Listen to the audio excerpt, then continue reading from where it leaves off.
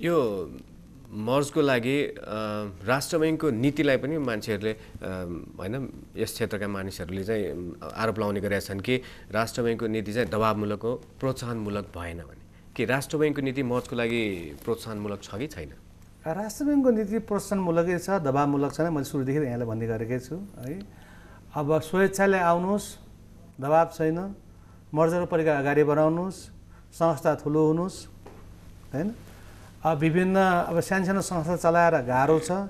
किन भन्दाखेरि finance company, विकास ब्याङ्क, कमर्सियल ब्याङ्क, सहकारी संस्था सबैले गर्ने नेचर एउटै भयो। वाणिज्य ब्याङ्कहरूले पनि तपाईँको हायर पर्चेस गरिरहेछ, रियल इस्टेटमा गइरहेको छ हैन।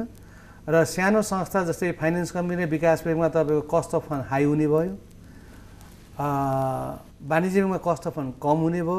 यसले गर्दा वाणिज्य विकास ब्याङ्क र फाइनेन्स कम्पनीलाई त्यो काम गर्न एकदम अप्ठ्यारो भएको हुनाले यो महसुस गराउने काम राष्ट्र ब्याङ्कबाट भएको छ। यसमा कुनै किसिमको दबाव चाहिँ हामीले महसुस गरेका छैनौँ। अहिले बैंकिङ क्षेत्रको मुख्य समस्या के हो? बैंकिङ क्षेत्रको मुख्य समस्याको रूपमा अब केही वर्ष यता रियल इस्टेटको कारणले के एउटा समस्या हुन्छ कि भन्ने भइरहेको छ। तर तपाईँको यो वर्षको थर्ड क्वार्टर रिपोर्ट हेर्नु भने कसैमा पनि समस्या भएको खासै देखिएन। सबैको त्यो प्रफिट भइरहेछ भने समस्या त खास देखिएन। हजुर, भनेपछि अहिले बैंकिङ क्षेत्रमा खास त्यस्तो समस्या छैन? त्यस्तो समस्या देखिएन। हजुर, यो मर्जपछि वित्तीय क्षेत्रमा चाहिँ सुधार आउनेमा कतिको विश्वस्त हुनुहुन्छ? अब मर्जपछि के भन्दा तपाईँको अब राष्ट्र ब्याङ्कले मोनिटरिङ गर्ने पोलिसिसमा भन्नुहोस् या तपाईँको वित्तीय क्षेत्रमा फाइनेन्स, विकास ब्याङ्क र कमर्सियल ब्याङ्ककोमा काम गर्ने तरिकामा धेरै फरक छ। र फाइनेन्स कम्पनीमा अलिक प्रोफेसनल भएको फाइनेन्स कम्पनी कमै होला र विकास ब्याङ्कमा अझ तपाईँको चुस्त दुष्ट रूपले तपाईँको कमर्सियल ब्याङ्कले काम गरेको देखिन्छ। र यो बेसी प्रोफेसनल चाहिँ कमर्सियल ब्याङ्कमा हुँदाखेरि सबैलाई चाहिँ तपाईँको कमर्सियल ब्याङ्कको जस्तै तपाईँको कमर्सियल ब्याङ्कमा चाहिँ सबैलाई अट्न सक्ने बाटो पनि भयो भने तपाईँको फाइनेन्स कम्पनी र विकास ब्याङ्क धेरै फाइनेन्स कम्पनी विकास ब्याङ्क मर्ज हुने अवस्थामा छन्। तर यी भएका फाइनेन्स कम्पनी विकास ब्याङ्कले आफूलाई नै सक्षम ठान्छन्, आफूलाई नै अब राम्रो ठान्छन्। र अहिले भइरहेका 32वटा कमर्सियल ब्याङ्कहरूमा सबैसँग जानलाई एउटा समस्या छ। ठुल्ठुलो ब्याङ्कहरू टप 10 ब्याङ्कमा फाइनेन्स कम्पनीको सेयर रेसियो के हुने त, जसको तपाईँको पब्लिक सेयरको भ्यालु 1700-1800 छ भने फाइनेन्स कम्पनीको भ्यालु 70-80 रुपियाँ छ, त्यसको रेसियो के हुने, त्यो एउटा समस्या देखेको छ। त्यसले गर्दा ठुलो ब्याङ्कहरूसँग फाइनेन्स कम्पनी विकास ब्याङ्क मर्ज हुने अवस्था देखिँदैन। अब बाँकी रहेको 22वटा ब्याङ्कहरूमा पनि तपाईँको ब्याङ्कले फाइनेन्स कम्पनीलाई लिँदाखेरि रेसियो एकदमै कम गरी लिने भएको हुनाले लगानीकर्ताले 100 रुपियाँ लगानीकर्ताले 40 रुपियाँ 50 रुपियाँमा रेसियोमा मर्ज हुन सक्ने अहिलेको स्थिति छैन। तपाईँको सम्मानजनक रूपले तपाईँको अब रेसियो मिल्ने भने फाइनेन्स कम्पनीहरूले नै एक आपसमा गाभेर ब्याङ्क बनाउन लागि सम्भव भएको चाहिँ हामीले महसुस गरिरहेका छौँ। हजुर, वित्तीय क्षेत्रमा अब खासै समस्या छैन भन्नुभयो तपाईँले होइन। तर अहिले पछिल्लो समय वित्तीय क्षेत्रमा वित्तीय सुशासनको चाहिँ निकै नै कमी देखिएको छ होइन। त्यो धेरै नै समय कतिपय ठाउँमा चाहिँ वित्तीय अपराधमा कर्मचारीहरूको संलग्नता देखिएको छ। कतिपय ब्याङ्क तथा वित्तीय संस्थाका ठुला कर्मचारीहरू ऋण अपचलनदेखि लिएर आर्थिक अपराधमा संलग्न भएको भेटिएको छ।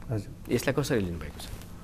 यसमा त हेर्नुहोस्, अब 100% एकदमै सक्षम प्रोफेसनलिजम हुन्छ भन्ने कुरामा त यसले त समग्र वित्तीय क्षेत्रमै जुन चाहिँ विश्वासमै आधारित भएर चल्ने, विश्वासमा चल्ने क्षेत्र हो, त्यही क्षेत्रमा विश्वासको सङ्कट त देखिन्छ नि।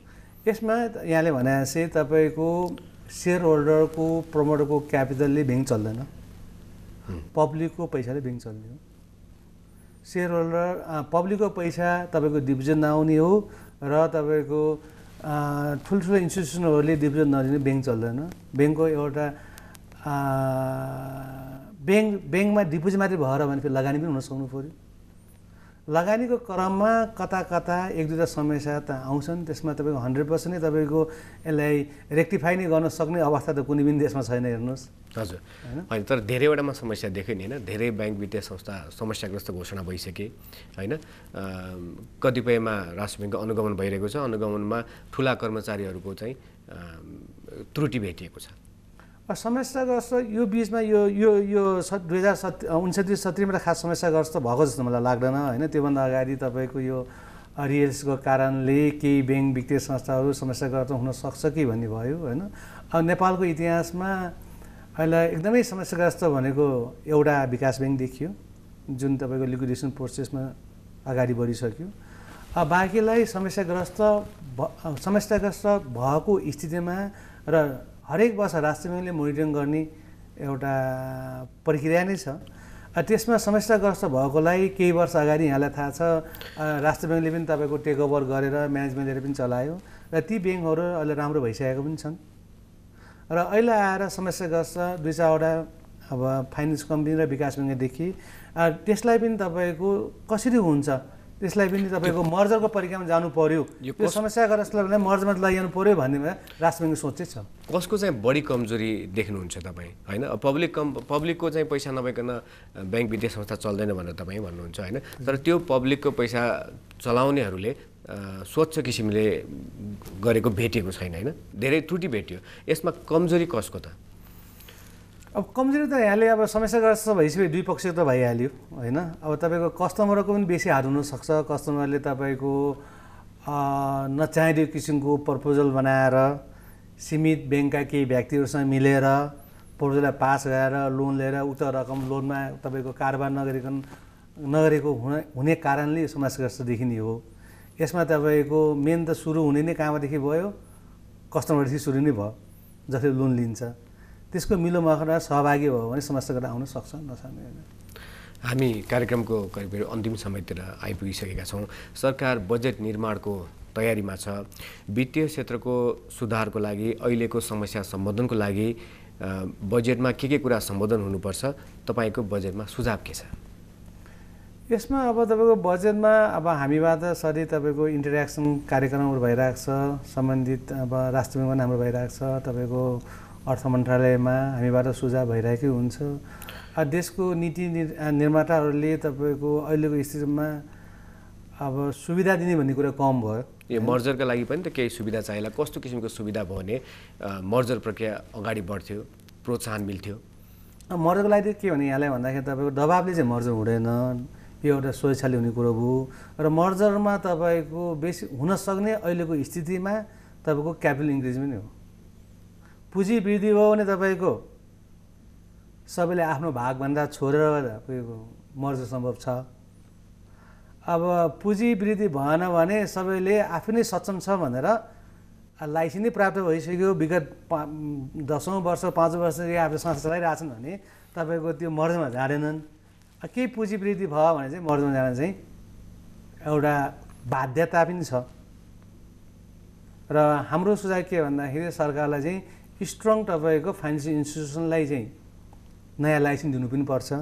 जुन यहाँले पनि विगतमा थाहा पाउनु होला, केही दिन अगाडि पनि चाइनाको एउटा ब्याङ्कलाई पनि एउटा लाइसेन्स दिने कि भन्ने सुन्नुभयो होला होइन, जसको लागि 10 अर्बको क्यापिटल पुर्याउनु पर्छ भन्ने कुरो भइरहेछ भने अहिले हाम्रो माग के छ भन्दाखेरि स्पेसली फाइनेन्स कम्पनी र विकास ब्याङ्कहरूले एउटा मेगा मर्जरमा चाहिँ हामी आउँछौँ र यी विभिन्न फाइनेन्स र विकास ब्याङ्कलाई लिड गर्न एउटा ठुलो संस्था आउँछ र यसलाई चाहिँ कमर्सियल ब्याङ्कको लाइसेन्स दिनुपर्छ भन्ने माग हामी राखेका छौँ। हस्, कार्यक्रममा समय दिनुभयो, धेरै धेरै धन्यवाद। अवस्था आजको लागि अर्थ र व्यापारमा यति नै। अर्को हप्ता विविध कार्यक्रमसहित उपस्थित हुने नै छौँ। तबसम्मको लागि नमस्कार।